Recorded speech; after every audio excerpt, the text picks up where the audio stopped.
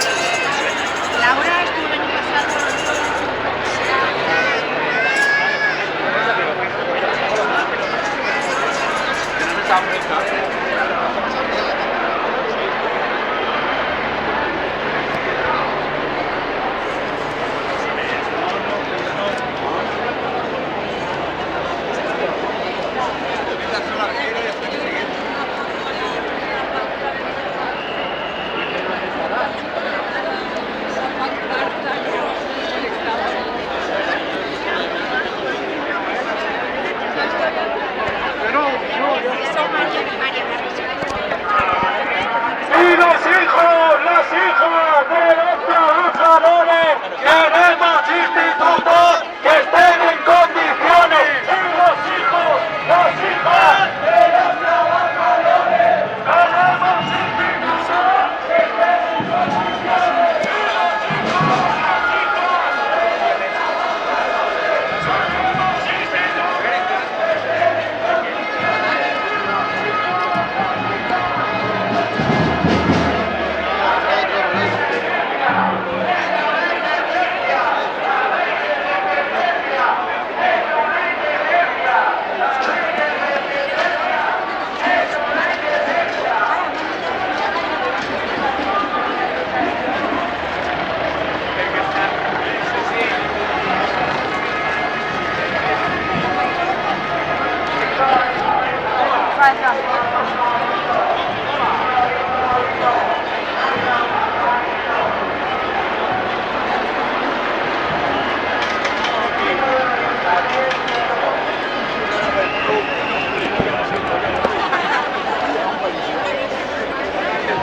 la enseñanza no se vende, la enseñanza se defiende, la no se vende, de venganza se defiende.